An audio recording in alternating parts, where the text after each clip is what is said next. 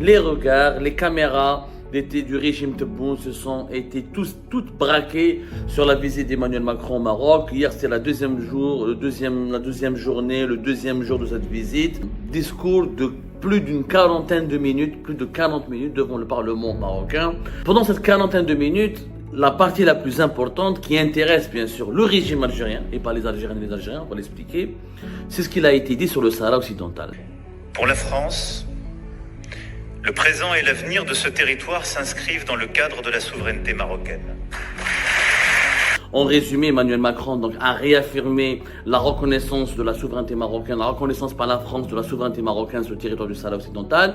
Il est parti encore plus loin parce qu'Emmanuel Macron a dit que maintenant la France va accompagner le Maroc dans ses efforts au niveau des institutions internationales pour imposer cette solution de l'autonomie. Une nouvelle page pour les voisins du Maroc. Et surtout, il dit cette position française, elle n'est hostile à personne. Emmanuel Macron a profité de son séjour à Rabat pour adresser aussi un message à Abdelmajid Tebboune et au régime Tebboune et à tous les autres dirigeants algériens. Le message, il est clair. Tournez la page du Sahara. Classe, tournez cette page. Hier, je dis bien hier, tous les regards se sont portés, hier le 29 octobre 2024, tous les regards en Algérie de la part des dirigeants algériens, pas du peuple algérien, parce que le peuple algérien, il a d'autres préoccupations, il a d'autres problèmes, il a d'autres priorités. Mais les regards, les caméras du régime Tebboune étaient toutes braquées sur la visite d'Emmanuel Macron au Maroc. Hier, c'était la deuxième journée, le deuxième jour de cette visite. Et Emmanuel Macron a accompli un geste historique, un discours de plus d'une quarantaine de minutes, plus de 40 minutes devant le Parlement marocain. Dans ce discours, le Maroc et la France ont annoncé, il a été annoncé qu'un nouveau partenariat va lier la France et le Maroc, un partenariat stratégique. La veille, des contrats d'un montant de plus de 10 milliards d'euros ont été signés. La France va surtout fournir et s'occuper essentiellement de la construction et fournir les rames du TGV, du futur TGV qui devra lier Marrakech jusqu'à Kenitra, au nord de Rabat. Le Maroc a débloqué, compte investir près de 8 milliards d'euros pour développer son réseau de TGV en prévision de la Coupe du Monde 2023. Le Maroc veut avoir un TGV depuis Agadir au sud jusqu'à Rabat-Tanger au nord. C'est un projet extrêmement ambitieux. Déjà plus de 2 milliards, presque entre 2 milliards et quelques, presque 3 milliards d'euros ont été dépensés en 2018 pour inaugurer le TGV Casablanca-Tanger en passant par Rabat. La France a pris beaucoup de contrats, dans les énergies renouvelables, dans l'énergie tout court, dans l'hydrogène, dans les mines et surtout dans le TGV puisque Alstom va réaliser pratiquement pour plus d'1 milliard d'euros. C'est le contrat le plus important pour Alstom pour fournir le futur TGV de Marrakech qui va lier Marrakech à Rabat Kenitra. Bon, pendant cette quarantaine de minutes, la partie la plus importante qui intéresse bien sûr le régime algérien, et pas les Algériens et les Algériens, on va l'expliquer, c'est ce qu'il a été dit sur le Sahara occidental. Ce fameux dossier du Sahara occidental qui est l'un des piliers, qui était un dossier important pour la diplomatie algérienne. Mais avec Tebboune, il est devenu une cause nationale. Bouteflika, Boumediene, c'était notre époque. C'est vrai que Boumediene, il y avait des rivalités, il y avait des problèmes frontaliers avec le Maroc, il y avait des problèmes militaires et sécuritaires directs avec le Maroc. Mais avec Chedli, Bouteflika, etc., le Sahara occidental était l'un des axes majeurs de la diplomatie algérienne. Avec Tebboune, ce n'est plus un axe majeur, c'est devenu une cause nationale. Où les chics, où les le Sahara occidental de façon totalement différente de ce que le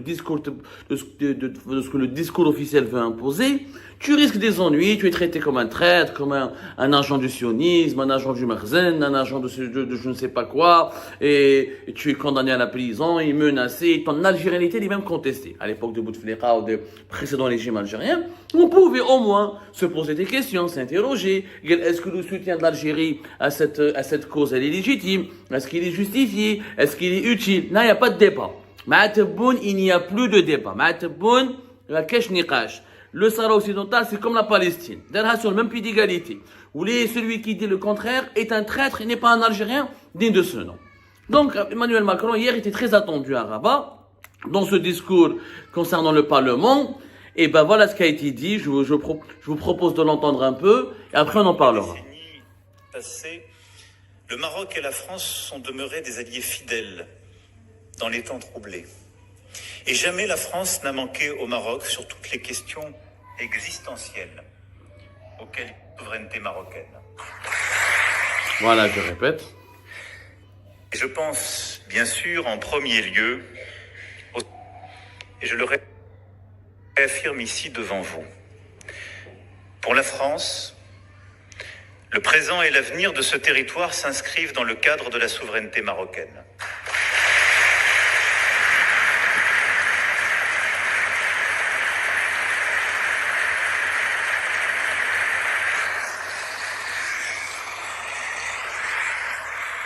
Et le plan d'autonomie de 2007 constitue la seule base pour parvenir à une solution politique juste, durable et négociée conformément aux résolutions du Conseil de sécurité des Nations Unies. Oui, ancrée dans l'histoire, respectueuse des réalités et prometteuse pour l'avenir, cette position est celle que la France mettra en œuvre pour accompagner le Maroc dans les instances internationales.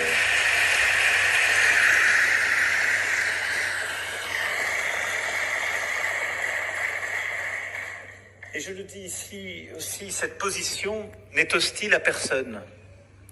Elle permet d'ouvrir une nouvelle page entre nous, comme avec tous ceux qui veulent agir dans un cadre de coopération régionale, en Méditerranée, avec les pays voisins du Maroc et avec l'Union européenne. Et je le dis ici aussi avec beaucoup de force, nos opérateurs et nos entreprises accompagneront le développement de ces territoires au travers d'investissements,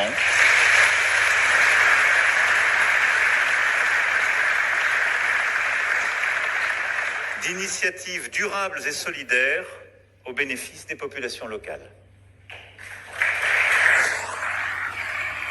Voilà, donc c'était une partie du discours d'Emmanuel Macron, c'est 2 minutes et quelques, j'ai essayé de les accélérer, mais vous pouvez revoir le discours d'Emmanuel Macron, il fait plus de 41 minutes. La partie concernant le Sahara occidental et les voisins du Maroc, c'est 2 minutes et quelques, 2 minutes 30. En résumé, Emmanuel Macron donc, a réaffirmé la reconnaissance de la souveraineté marocaine, la reconnaissance par la France de la souveraineté marocaine sur le territoire du Sahara occidental. Il est parti encore plus loin parce qu'Emmanuel Macron a dit que maintenant la France va accompagner le Maroc dans ses efforts au niveau des institutions internationales pour imposer cette solution de l'autonomie pour régler définitivement le conflit du Sahara occidental qui dure depuis 1975, 1974, 1976, depuis les années 70. Et donc la France sera officiellement l'accompagnateur numéro 1 en tant que membre permanent du Conseil de sécurité de l'ONU, en tant que l'un des piliers de l'Union européenne, l'une des puissances universelles les plus influentes du monde. Elle va donc accompagner le Maroc et soutenir le Maroc dans ses efforts pour essayer de convaincre les instances des Nations Unies d'appliquer le plan d'autonomie, d'en finir une fois pour toutes avec ce conflit. Et Emmanuel Macron, vous l'avez bien entendu, il n'a pas manqué d'adresser un message au régime algérien. Il parle du voisin de l'Algérie, des voisins du Maroc, une nouvelle page pour les voisins du Maroc. Et surtout, il dit cette position française, elle n'est hostile à personne. Macron n'a pas cité le nom de l'Algérie, n'a pas cité le nom d'Abdelmadjid Tebboune, mais il explique que c'est pas parce que la France soutient la reconnaissance de la souveraineté marocaine sur le territoire du Sahara occidental dans le cadre d'un plan d'autonomie que cela signifie que la France est forcément hostile à l'Algérie et à ses intérêts. Emmanuel Macron a profité de son séjour à Rabat pour adresser aussi un message à Abdelmadjid Tebboune et au régime Tebboune et à tous les autres dirigeants algériens. Le message, il est clair. Tournez la page du Sahara. Classe, tournez cette page. Ce conflit, personne n'en veut. Et l'autonomie marocaine est la seule solution viable et la seule solution fiable. Et la France va aller jusqu'à investir énormément dans les territoires du Sahara occidental. D'ailleurs, le ministère des Affaires étrangères français a actualisé hier la carte géographique du Maroc. Aujourd'hui, officiellement, dans tous les documents officiels de la diplomatie française, le Maroc va englober la carte géographique que la France va représenter dans ses documents officiels. La carte géographique du Maroc englobera le Sahara occidental. Il n'y aura plus ce trait qui marque le territoire qui est contesté ou là qui fait l'objet d'une contestation et qui fait l'objet d'un conflit ou d'un malentendu ou d'un statut qui n'est pas encore déterminé. Ça, c'est la position de la France. Bien sûr, la position de la France n'est pas encore la position de l'ONU. L'ONU n'a pas encore tranché. Effectivement, l'Organisation des Nations Unies ne considère pas encore le territoire du Sahara occidental comme partie intégrante du territoire marocain. Elle n'a pas encore pour le moment soutenu officiellement, ou l'a affirmé, ou l'a défendu officiellement, l'option de la souveraineté marocaine sur le territoire du Sahara occidental. Donc officiellement, jusqu'au jour d'aujourd'hui, à l'heure où je vous parle, à la fin de ce mois d'octobre 2024, l'ONU classe encore naturellement le Sahara occidental comme étant un problème qui n'est pas encore réglé. Ceci dit, L'ONU ne dit pas pour autant qu'il faut l'indépendance. L'ONU dit juste qu'il faut clarifier le statut de ce territoire, qu'il est non autonome et qu'il faut un référendum pour l'autodétermination. Mais l'ONU n'a jamais pris, parce que qui te met à la presse algérienne, qui te met les dirigeants algériens, et quand tu parles avec certains intellectuels algériens, ils travestissent les faits. L'ONU ne préconise pas l'indépendance, elle préconise une solution à l'amiable pour clarifier définitivement le statut du Sahara occidental. Elle le classe non autonome. Donc ça veut dire ou il devient autonome dans le cadre de la souveraineté marocaine, ou il devient indépendant. Les deux solutions sont négociées, sont en train d'être discutées et abordées. Mais l'ONU n'a pris de position pour le moment pour aucune des deux solutions. Le soutien de la France, de l'Espagne, des États-Unis d'Amérique, de l'Allemagne récemment, de certains pays de l'Europe du Nord, de certains pays européens, de certains pays de grande puissance, fait du Maroc ou de la position marocaine aujourd'hui la position la plus avancée, la plus crédible. Et c'est pour ça que beaucoup de géopoliticiens, de diplomates, ou là, beaucoup de dirigeants de grande puissance estiment effectivement que le plan d'autonomie est le plus fiable. Pourquoi le plus fiable? Parce que il s'agit d'un territoire qui est énormément peu peuplé. Est-ce qu'on va accorder l'indépendance à un pays où il y a 300 000, 400 000 habitants? Bab Loued, Yanas, le Sahara occidental, il est plus petit que Bab Loued. Bab Loued, quand il est à Alger, fait 500 000 habitants. Il est plus peuplé que tout le Sahara occidental. Donc, les grandes puissances, pourquoi soutiennent le plan d'autonomie du Maroc? Parce qu'il leur semble réaliste. Parce que dans une région, en Afrique du Nord, il y a du terrorisme, il y a l'emprise du trafic de drogue, ou des États africains qui sont indépendants depuis 1960, voire les années 60, comme le Burkina Faso, comme le Mali, comme le Niger, comme le Bénin, comme la Libéria, comme le Sierra Leone, n'ont pas pu survivre à toutes les crises, à toutes les menaces sécuritaires. Comment un territoire aussi peu peuplé comme le Sahara occidental, bloqué entre le Maroc et l'Algérie, au nord de la Mauritanie, dans une région saharienne extrêmement compliquée, extrêmement complexe, et qui regorge de foyers de tensions sécuritaires et de foyers de tensions de trafic de drogue et de trafic d'armes, comment ce territoire pourrait exister? Comment il pourrait survivre? Donc, c'est le réalisme qui impose à des grandes puissances de soutenir le Maroc. Le réalisme d'abord. Ensuite, le pragmatisme. Bien sûr, les Français soutiennent le Maroc parce que le Maroc a ouvert tout son marché, il a ouvert le marché marocain, il leur a donné 10 milliards d'euros de contrats, etc. Du côté algérien, qu'est-ce qu'on a fait? Depoun, qu'est-ce qu'il a fait? Le chantage, la menace, les convocations d'ambassadeurs, les rappels d'ambassadeurs, le bras de fer, et pire encore, le régime Tebboune, il a fait du Sahara occidental une cause sacrée. Une cause sacrée. Alors, elle n'est pas sacrée pour les Algériens et les Algériens. Aujourd'hui, moi, j'ai toujours dit à mes sources qui sont au sein du régime, parce qu'au sein du régime, ils ne sont pas tous comme Tebboune, il y en a qui sont bien intentionnés, qui ont des bonnes intentions, qui veulent développer notre pays, assurer son avenir, et qui ont des opinions très arrêté sur le conflit du Sahara occidental. Donc, quand on dit un référendum, et les Algériens et les Algériens considèrent le Sahara occidental comme une cause nationale, yallah. Mais moi, je connais les compatriotes. Je ne connais aucun Algérien qui considère le Sahara occidental comme une cause nationale. Ça ne peut pas être une cause nationale, ni un problème sacré. Parce que c'est un territoire petit, qui considère, pas petit, pas géographiquement. Il est petit du point de vue social, c'est une population qui est limitée, et qui est une partie vit à Tindouf, dans les camps de réfugiés, une autre partie vit sur le territoire administré par le Maroc. Il n'y a pas d'avenir particulier à un petit pays dans la région.